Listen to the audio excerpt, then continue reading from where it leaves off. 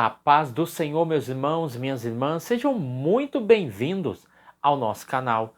É tempo de ensinar EBD, um canal exclusivo para os amantes da escola bíblica dominical. Você aí do outro lado já me conhece, eu sou Adriano Ricobelo, sou presbítero da Assembleia de Deus aqui da cidade Franca, interior de São Paulo. Também sou professor da Escola Bíblica Dominical, ministro aulas também no CAPED, que é o Centro de Aperfeiçoamento Pedagógico da Escola Dominical. E hoje nós iremos estudar a lição de número 13. É a última aula do nosso trimestre, que é o primeiro de 2024. Essa lição tem como título A Cidade Celestial. Daí, extrairemos para a nossa vida, para a vida dos seus alunos, uma esperança, também convicções e também muita bagagem para a nossa caminhada. Então, gostaria de pedir para vocês que gostaram do nosso conteúdo, gostaram desse trimestre, gostaram das aulas que foram ministradas, deixa aí o seu like, aquele like do céu, aquele like abençoado que ajuda o nosso canal, ajuda demais o nosso conteúdo, a nossa empolgação, enfim, é um like que realmente abençoa a nossa vida. Também gostaria de pedir a vocês que deixem aí o seu comentário, sobre o trimestre, sobre as aulas que nós tivemos, qual aula que você mais gostou desse trimestre, que você achou mais importante, deixa aí no comentário. Isso vai ser muito importante para entendermos aí qual aula você gostou. Também, se possível, compartilhe esse vídeo. O YouTube, com o seu like abençoado, com o seu compartilhamento, com o seu comentário, isso vai fazer o YouTube entender que esse vídeo, esse canal é relevante e ele vai indicar para outras pessoas que têm bom gosto igual a você, tá bom? Então vamos lá para a nossa lição de número 13. O nosso texto áureo está em Filipenses capítulo 3, versículo de número 20. Que diz assim: a nossa cidade está nos céus, donde também esperamos o Salvador, o Senhor Jesus Cristo. Esse comentário do texto áureo, eu fiz uma análise bem completa desse versículo, porque ele foi usado também na lição de número 3, aonde nós falamos sobre o céu, o destino do cristão, aonde também estava aplicado no texto áureo. Ali nós falamos sobre o contexto histórico de Paulo falando aos Filipenses, que era uma cidade que estava sob o domínio de Roma, da onde também havia ali era o nascedouro do Império Romano, era uma cidade protegida, era uma cidade que tinha o seu próprio governo, embora estivesse sob a tutela de Roma, ela tinha um autodomínio, né? Ou seja, tinha os seus próprios magistrados, então era uma cidade autônoma. Então Paulo faz referência e comparação daqueles cristãos que estavam morando ali, que sentiam a confiança, a segurança do Estado, a segurança de Roma, dizendo: olha, essa cidade pode ser boa, pode ser bonita, pode ser maravilhosa, pode ser protegida, pode ser bem-sucedida, mas a nossa cidade não está aqui, ela está nos céus. E é de lá que o Senhor Jesus Cristo voltará, e é de lá que nós estamos esperando Ele. Então nós fizemos uma análise dentro da lição de número 3, tá? Então essa lição de número 13, ela está relacionada com a lição 3 e 11. Se você olhar lá no nosso sumário, a lição 3, o céu, o destino do cristão. Lição 11, a realidade bíblica do inferno. Lição 13, a cidade celestial. Ela faz conexão com elas, tá? A lição 3 e a lição de número 11. Vamos lá para a nossa verdade prática. A cidade celestial é o quê? É o alvo.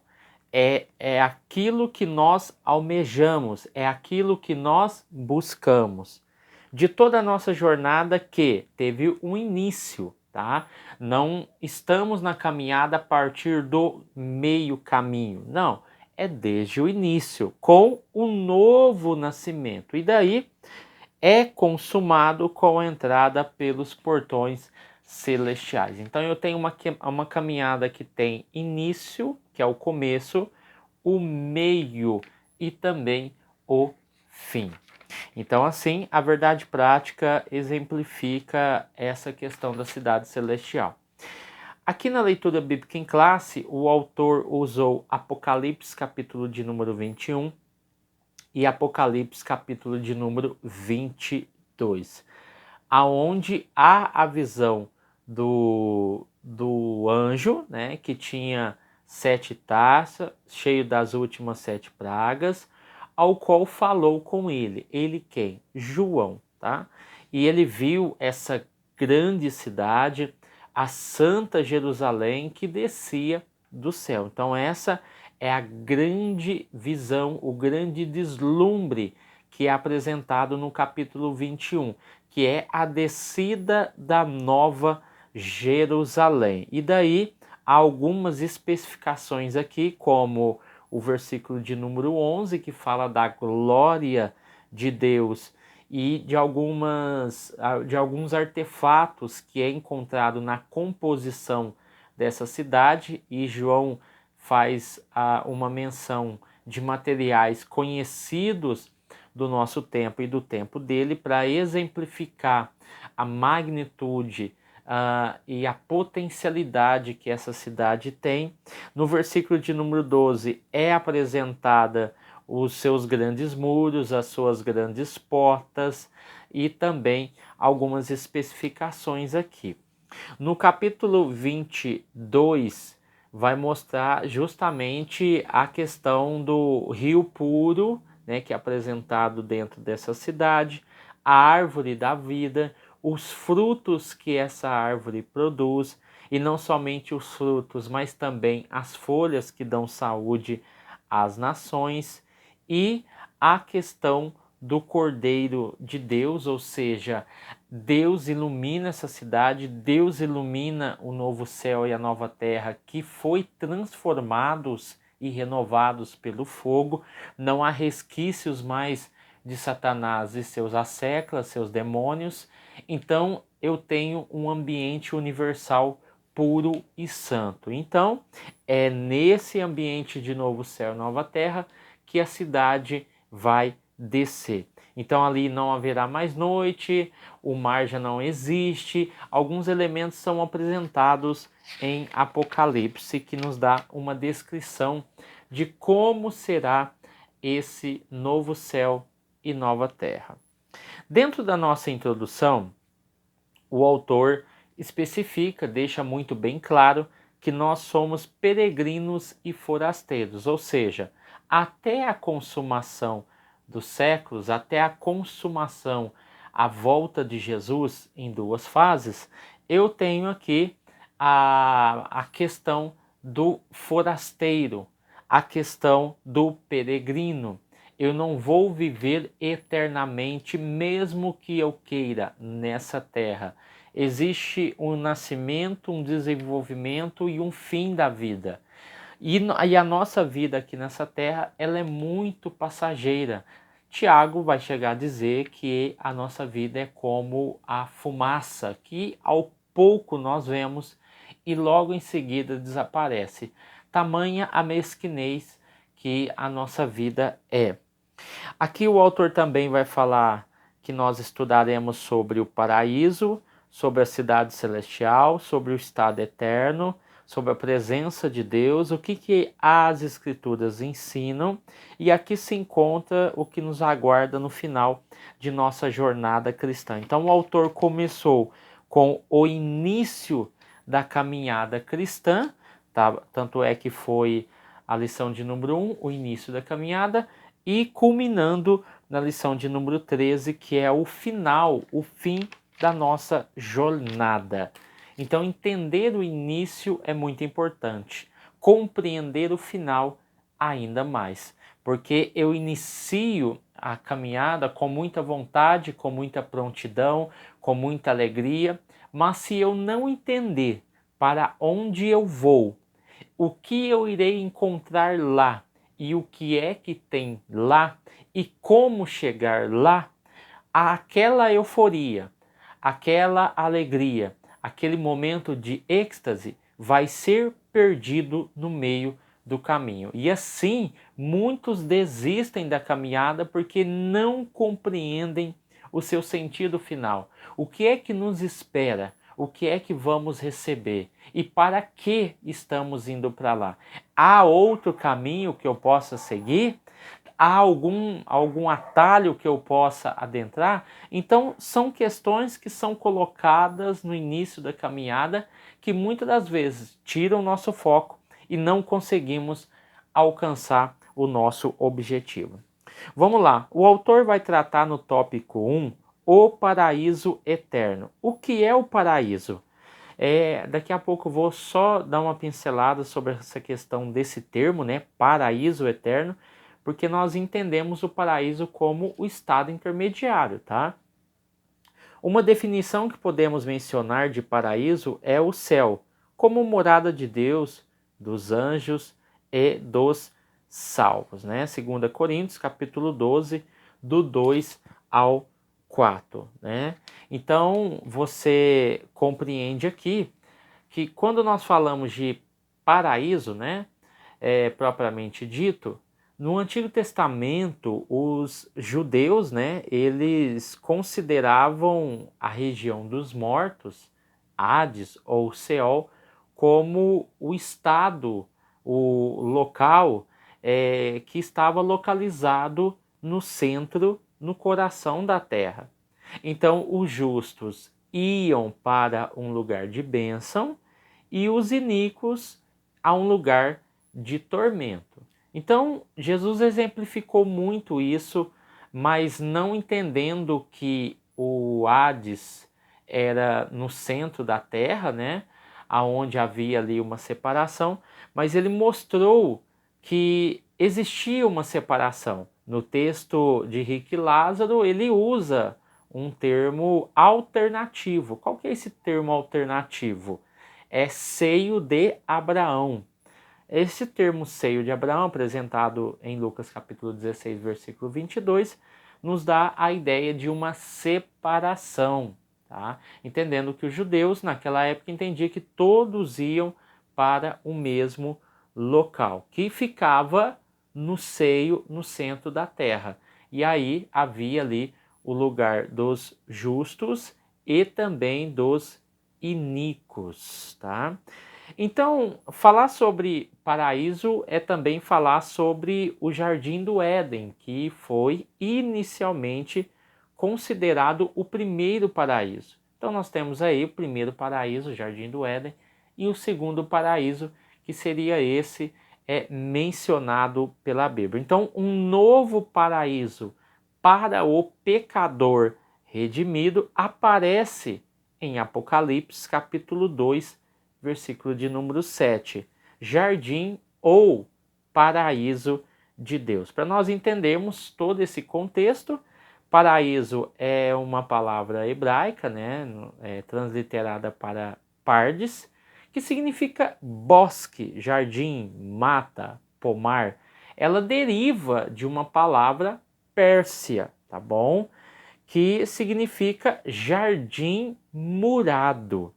Então, no Antigo Testamento, Pardes não tinha um cunho escatológico como nós temos hoje, tá? Então, você prontamente entende que a ideia de paraíso está fazendo referência a um ambiente exclusivo de paz, de harmonia. O autor citou em outro momento aí que o paraíso é o quintal, né? Se não me engano, é esse termo que ele usou, o quintal do céu. Por quê? Porque nós estamos falando de um paraíso, de um estado intermediário. Ele é o ambiente ao qual os justos, após morrerem, vão para o paraíso e os injustos, os iníquos, vão para o Hades. Lembra que nós estudamos na outra aula? Nós falamos sobre Seol, que tem conotações de lugar e estado, e também é traduzido como sepultura. Nós temos o Hades, que nos dá a ideia também de morte, mas faz referência a um lugar.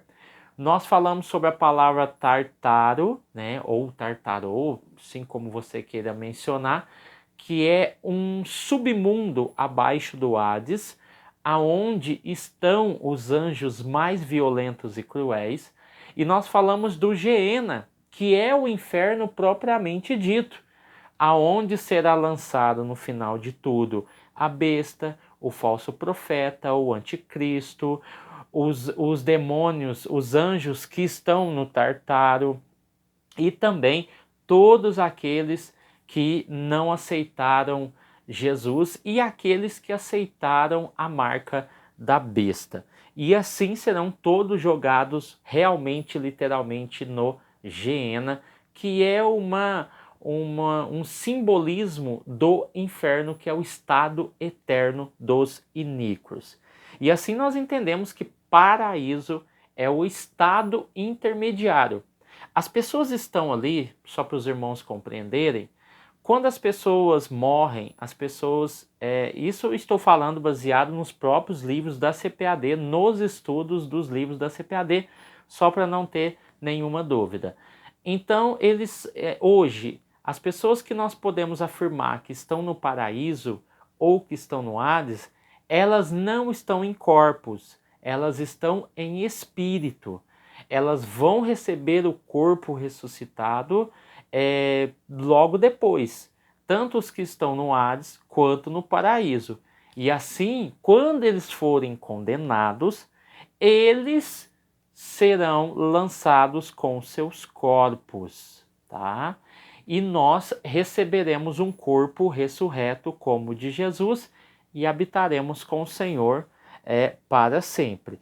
Então, essas pessoas não estão em corpos físicos, mas estão em tormento. Nós citamos vários versículos na aula passada que fundamentam essas questões que o autor abordou, tá bom? Então, em verdade te digo que hoje estarás comigo no paraíso. Aí nós temos aqui a menção de Lucas, capítulo 23, versículo 43, tá? Usada por Jesus apenas uma vez, que no caso aqui é a palavra paraíso. No seu sentido original, ela foi usada somente uma vez por Jesus. Na ocasião de sua morte, o corpo do Senhor Jesus foi para a sepultura, mas o seu espírito para o Pai, ou seja, para o céu, o lugar da habitação de Deus. O apóstolo Paulo foi arrebatado e levado ao paraíso, que ele menciona como o terceiro céu, que é o mesmo lugar que aparece em Apocalipse capítulo 2, versículo de número 7. Então, esse paraíso, essa palavra aparece 3 vezes no Novo Testamento. Uma delas Jesus cita, né? Então nós temos Lucas capítulo 23, versículo 43. Nós temos 2 Coríntios capítulo 12, versículo 4. E Apocalipse capítulo 2, versículo de número 7. Tá? E o contexto demonstra uma relação com o terceiro céu. Então, assim, nós entendemos todo esse conceito de paraíso. Então, pode alguém questionar, mas paraíso é eterno? Paraíso não é o estado intermediário? Mas se nós usarmos o termo de forma genérica, nós podemos concluir que o paraíso ele é o estado eterno, porque envolve tudo aquilo que é bom, tudo aquilo que é prazeroso, tudo aquilo que é milagroso, tudo aquilo que é cristocêntrico, né? Tudo aquilo que é bom. Então, nesse sentido, paraíso eterno, nós podemos entender dessa forma. Mas quando nós utilizamos de maneira singular, paraíso está falando de um estado intermediário, tá bom? Então vamos lá. subtópico de número 2, o que é a cidade eterna? Deixa eu só voltar aqui. Eu quero mostrar, até deixar citado, né, para os irmãos aqui. Na outra aula, deixa eu olhar que lição que foi. Foi a lição de número... A lição de número 11. Eu deixei uma bibliografia, né? O Dicionário Bíblico Wycliffe, página 692 a 694, aonde fala sobre o estado intermediário. Então, se você tem o livro aí, faça as suas pesquisas e assim você encontrará. Outro livro importante, irmãos, que eu queria mencionar para vocês, que é muito importante ter, me ajudou bastante, é esse livro aqui, Apocalipse, as coisas que brevemente devem acontecer, da CPAD. E esse daqui que é de suma importância para qualquer professor, ó. Enciclopédia Popular de Profecia Bíblica. Então esse livro aqui também da CPAD é um livro magnífico e que vai te agregar muito. Nós já temos aí a revista aí que nós vamos iniciar, tá bom? Então vamos lá, irmãos. Então invista em livros, eu sei que não é barato, mas invista em conhecimento. Vamos lá. O que é a cidade eterna? Depois do julgamento final, após o milênio e a purificação da terra por meio do fogo, surgirá a nova Jerusalém. Nós temos que entender que nós somos pré-milenialista, né? Então o que nós acreditamos? Que terá início após a vinda de Cristo, ou seja, a vinda de Cristo em duas fases, a primeira invisível e a segunda visível. Então nós teremos a materialização da promessa de Deus feita ao homem através da Bíblia. E daí nós temos aí o aprisionamento de Satanás, né? Apocalipse 20, do 1 ao 3, tudo fazendo referência a esse período após o milênio, porque esse milênio ele é muito importante que ele venha acontecer. Para nós não nos perdermos aqui entre o tópico 2 e o tópico 3, vamos entender uma coisa. O autor, ele trabalha aqui com uma linha do tempo. E essa linha do tempo é importante. Por quê? Essa linha do tempo é mais fácil você trabalhar com a linha do tempo no subtópico 2 e 3, porque se você olhar, o 3 deveria estar no 2 e o 2 no 3 para dar uma sequência interessante. Mas você pode usar com seus alunos a linha do tempo. Por quê? Entre o subtópico 2 e o subtópico 3, o autor vai trabalhar o arrebatamento da igreja na sua primeira vinda, tá?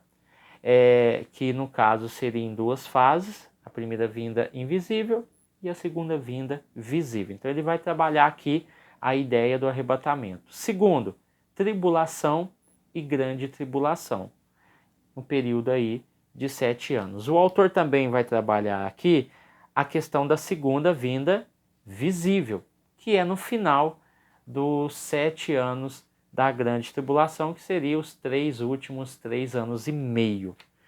Depois ele vem com a implantação do reino milenial, seria a sequência. O quinto, é óbvio que depois aqui do arrebatamento tem as bodas do Cordeiro e tudo mais, mas nós estamos seguindo uma linha mais grossa, né? O quarto, né, seria a implantação do reino milenial. Logo após a implantação do reino milenial e todo o processo de aprisionamento de Satanás e também da sua soltura, a gente vai ver o julgamento do trono branco, aonde acontecerá a segunda ressurreição, que no caso aqui seria para condenação, já lançando todas essas pessoas que serão julgadas e condenadas no Geena, retirando elas do Hades e lançando elas no Geena antes do julgamento. Então tem um julgamento, tem a sentença e essas pessoas serão lançadas no fogo eterno. O sexto evento seria o novo céu e a nova terra. Então eu tenho uma construção do estado original, do ambiente que Deus havia construído no início. Então nenhum resquício, seja na terra, porque o diabo ele tem uma predileção pela terra, mas vive no cosmo, ele tem uma predileção, então o rastro de pecado, de dor, de tristeza, de ódio, de rancor precisa ser extirpado. Então haverá uma purificação da terra através do fogo, e assim nós temos não só a transformação da terra, mas sim do cosmos em geral, para tirar todo o resquício de pecado que há no mundo e no planeta e no sistema espacial. Depois nós temos a referência à Nova Jerusalém, que desce do alto nesse período aí desse novo céu e dessa nova terra. E aí você tem como o autor, nós aprendemos nessa lição aqui, o final de todas as coisas, foi uma lição fantástica que o Elinaldo Renovato nos ministrou. E aqui ele fala que a Nova Jerusalém, ela paira sobre a nova terra como um satélite, iluminando, porque agora não precisa mais do sol, iluminando essa nova terra, que agora não tem mais o mar. E ele descreve, o Apocalipse descreve o que é que tem nessa Nova Jerusalém, tá? Então é interessante nós entendermos tudo isso. E o oitavo é o estabelecimento, do estado eterno para todo o sempre. E assim nós entendemos que existe essa linha do tempo. Então trabalhe com essa linha, porque é mais fácil de você, se você quiser dar ênfase em algum ponto, o importante é que fique bem claro que o autor está nos mostrando que existe essa linha do tempo e tem tudo a ver com o início e o final da nossa caminhada. É aquilo que esperamos, é aquilo que aguardamos, é aquilo que desejamos, é aquilo que confiamos e é aquilo que nós estamos aí nos preparando. Vamos lá. Aqui no tópico 2 vai falar sobre o eterno e perfeito estado. Então o autor vai tratar no subtópico de número 1 sobre o estado perfeito à luz da doutrina bíblica. No subtópico de número 2 ele vai falar sobre o estado perfeito, mas à luz de Apocalipse capítulo 22. E assim ele engloba esse tópico 2. Então, no subtópico de número 1, à luz da doutrina, ele vai dizer o seguinte: onde tudo ocorrerá por ocasião da segunda vinda de Cristo Jesus, após o milênio, em que serão estabelecidos um novo céu e uma nova terra. O propósito original de Deus se cumprirá e toda a terra se encherá de sua glória. Haverá uma reconciliação geral de todas as coisas, em que céu e terra serão a mesma grei.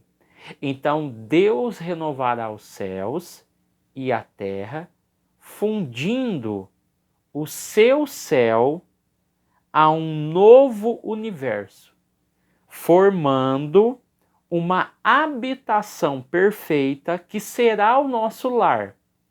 O céu irá se expandir-se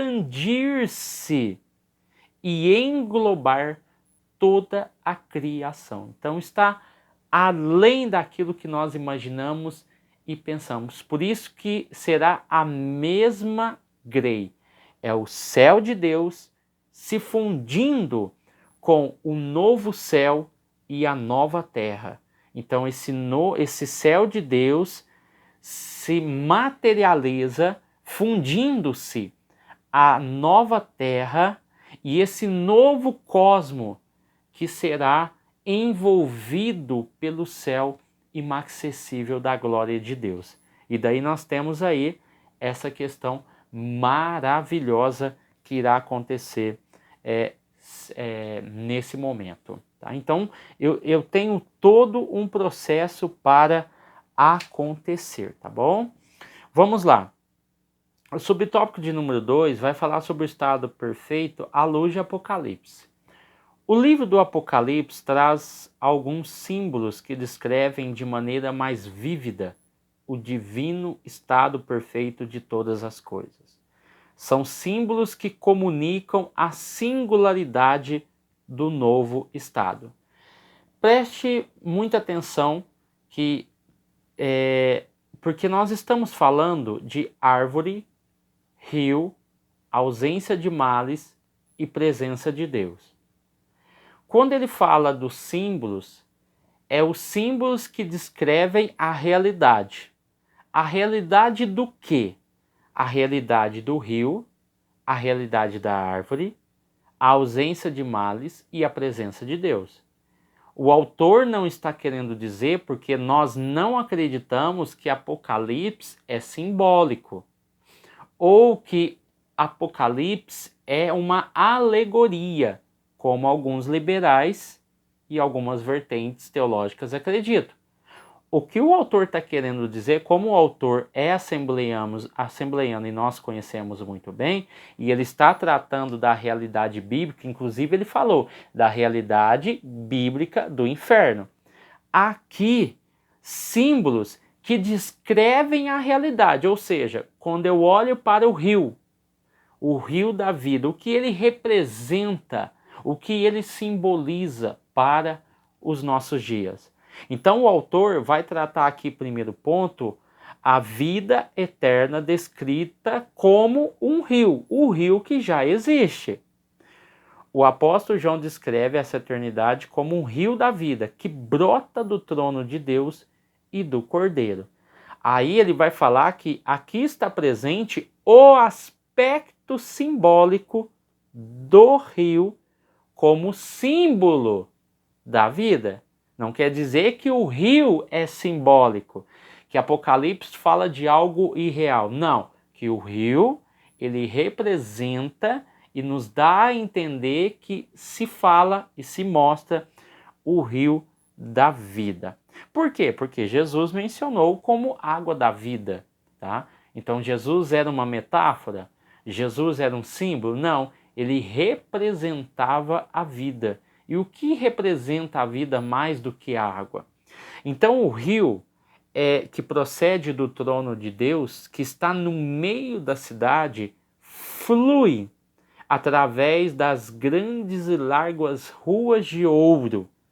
Cidade esta que tem 2.400 quilômetros de altura e também de comprimento. Então é uma mega, ultra grande cidade que Apocalipse diz que ela é em formato de cubo. Tem 2.400 de comprimento e 2.400 de altura. Então aqui nós temos a descrição do rio. A vida eterna é descrita como árvore. A árvore da vida remonta ao livro de Gênesis. Seus 12 frutos de mês em mês e suas folhas simbolizam a vida que triunfou sobre as enfermidades e a morte. Tanto é que as folhas e não o fruto, as folhas dessas árvores que estão à beira do rio, elas trazem saúde às nações. Então, a árvore serão usadas para curar as nações. Então, aqui nós estamos falando das folhas. E mostra que não há nada. Olha, aí você começa a entender. Tá, mas por que nós estamos falando de um estado eterno, que as pessoas não morrem, não ficam doentes? Aqui tem uma palavrinha-chave que eu queria colocar aqui para vocês. A árvore, né? Serão usadas para curar as nações, no caso aqui as folhas. Então o que isso mostra? Mostra que não há nada na nova criação que traga fraqueza ou enfermidade física ou espiritual. Lembrando que sempre seremos dependentes de Deus e de sua provisão. É como se Deus falasse: olha, vocês estão em estado eterno, vocês não vão morrer, vocês não vão cair enfermo, vocês não experimentarão mais a dor, mas vocês ainda continuam dependentes de mim. E como forma de dependência, as folhas dessas árvores trarão saúde às nações que estiverem na nova terra. Essas nações que saíram de grande tribulação e que entraram para essa nova terra, elas irão habitar nesse ambiente. E elas precisarão, mesmo estando em estado eterno, da provisão de Deus. E isso é importante porque mostra a contínua dependência nossa diante de Deus. A vida a vida eterna sem males. Não haverá mais maldição contra alguém. O mal será plenamente erradicado. Aqui, sim, nós viveremos sem males. Por quê?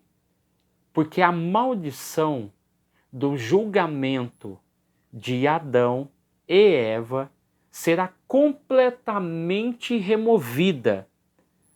Trabalharemos com alegria como reis, sacerdotes e ministros. Haverá sempre coisas novas e maravilhosas para encontrarmos por toda a eternidade. Então essa maldição que sofremos por causa do pecado de Adão e Eva, ela será completamente removida. Então, todos os males, toda a maldição, ela será erradicada, porque Deus renovará todo o sistema que havia sido se corrompido e quebrado. O D, a vida eterna como presença de Deus. O autor diz aqui: contemplaremos a Deus face a face, e sua presença será a luz para sempre. A presença de Deus. Sim, contemplaremos a face do Cordeiro. E eu encontrei algumas indagações, talvez surja na sua aula, tá? Então não é para criar polêmica aqui no canal, esse não é o intuito, mas para que você se aperceba e estude sobre isso. Eu encontrei duas posições. Isso dentro dos livros da CPAD. Não falo nada, o fulano falou, o ciclano falou, o YouTube falou através do... Não, vamos aqui porque essa é a nossa doutrina, Assembleia de Deus. Então vamos naquilo que a Assembleia de Deus acredita como igreja, mas entendendo que somos concebidos através de uma teologia pentecostal. A nossa teologia é uma teologia pentecostal. Quando eu fui estudar sobre essa questão, veremos ou não veremos a face de Deus? Tem duas posições. A primeira, os comentários pentecostais, diz que veremos a face de Deus. Tá? A outra posição diz que nós não contemplaremos a face de Deus porque Deus é Espírito. Então, o que nós veremos é a face do Senhor Jesus, porque um dia ele encarnou em um corpo humano, e daí nós veremos Cristo. Por quê? Porque um dia questionaram ele sobre ver Deus e ele falou assim: se você está vendo a mim, você está vendo Deus. Então essa posição diz que Deus é espírito, então não tem forma. Então essa forma não tem como ser vislumbrada. Mas a imagem de Cristo, a figura de Cristo, como ele está encarnado em um corpo, nós conseguiremos ver a imagem. Então, o autor aqui afirma que contemplaremos a face de Deus. Então, eu queria só deixar um adentro, que tem especulações teológicas que dizem que nós não veremos a face de Deus. Fato é que o Cristo é também Deus. E por isso, né, o seu corpo da encarnação nos dá a possibilidade de contemplá-lo.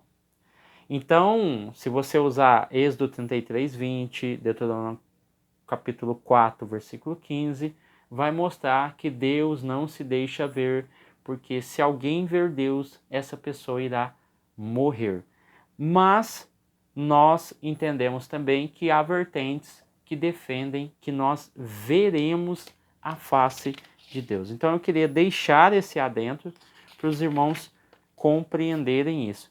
Outra questão que pode surgir em sala de aula também, que eu queria deixar um adentro aqui antes de nós terminarmos a nossa aula, que é concernente Efésios capítulo 2, que diz que, capítulo 2 ou capítulo 4, me fugiu a memória aqui, que fala que o Senhor Jesus desceu às profundezas do inferno, levou cativo o cativeiro e deu dons aos homens. Quando nós olhamos para essa questão, nós temos que entender o seguinte, que aqui ó, Efésios capítulo 4, versículo de número 8. Talvez possa ser algo que vai surgir lá na questão do paraíso. Então, queria falar agora para os irmãos entender e compreender. Não há necessidade de falar, mas se surgir, que os irmãos estudem. Efésios capítulo 4, versículo 8, é uma comparação com Salmos capítulo 66, versículo 68, versículo 18 de Salmos, que diz assim: o Senhor subiu aos lugares mais altos, levando consigo muitos prisioneiros. Ele recebeu presentes até mesmo de homens rebeldes, e o Senhor Deus viverá ali. Então, Efésios capítulo 4, versículo 8, faz referência a Salmo 68, versículo 18. E o que diz em Efésios capítulo 4, versículo 8 e 9? Como dizem as Escrituras Sagradas, quando ele subiu aos lugares mais altos, levou consigo muitos prisioneiros e deu dons às pessoas. O que quer dizer ele subiu? Quer dizer que ele também desceu até os lugares mais baixos da terra, isto é, até o mundo dos mortos. Aqui alguém pode dizer o seguinte: alguns comentaristas entendem que Jesus desceu após a sua ressurreição até as partes mais baixas da terra, que seria o Hades, né, que no caso para os judeus seria o meio da terra, e ali havia o Hades, e ele pegou essas pessoas que estavam em lugar de descanso e transladou o paraíso para o céu, para o terceiro céu. Essa é uma interpretação, mas ela não se sustenta. Quando nós analisamos os comentaristas, eles afirmam que este capítulo se baseia na imagem do triunfo do conquistador, o Cristo vitorioso. O que ele fez? Que ele, retornando ao céu com os cativos em seu séquito, já em seu trono, reparte com seus seguidores na terra o espólio que ele conquistou. Então, como ele está fazendo referência a Salmo 68 e 18, nós não podemos concluir que isso é uma doutrina de que Cristo transladou o Hades, que no caso ali o ambiente ao qual as pessoas salvas estavam aprisionadas, e levou para o paraíso. Também Paulo poderia ter pegado esse texto da Targum, que tem uma parafrase, né, em aramaico do texto original, que diz: tu subiste ao firmamento, ó profeta Moisés, levaste cativo o cativeiro, ensinaste a palavra da lei e deste dons aos homens. Viu que é bem parecido com Salmo 68? E então Efésios poderia ter, no caso Paulo, ter pego esse texto de Salmos ou da própria Targum, tá? Então é essa questão que eu queria colocar para os irmãos. Então aqui no tópico 3, o estado final de todos os santos, o que todo crente salvo deve esperar? Viveremos todos em unidade e estaremos finalmente em casa. Então, assim, nós encerramos esse ponto, essa lição, esse trimestre, falando que nós temos um direcionamento, nós temos um foco, nós temos um objetivo. Então, todo crente deve esperar o estado eterno. Todo crente deve esperar Jesus voltar. Todo crente deve esperar a volta de Cristo. Todo crente deve esperar um novo céu e uma nova terra. E assim continuaremos até que Jesus volte, fazendo a missão de Deus, fazendo o trabalho de Deus, ganhando almas para o reino, porque ele pode voltar a qualquer momento. Se prepare. Amém? Vamos orar? Não desliga ainda. Vamos orar, vamos agradecer a Deus por esse trimestre. Amado Deus, eterno Pai, quero te agradecer, te louvar e te exaltar por essa oportunidade, por esse trimestre, por cada aluno, Senhor, que se dispôs a nos acompanhar, que aprendeu, que ensinou em suas salas de aulas. Eu te peço em nome de Jesus, que este trimestre seja fechado com chave de ouro em todas as congregações e que os professores e professoras sintam animados, motivados pela tua palavra a fazer a tua obra. Assim nós te pedimos e desde já nós te agradecemos em nome de Jesus. Deus abençoe você, sua casa, sua família. Fique com Deus e até o próximo trimestre em nome de Jesus.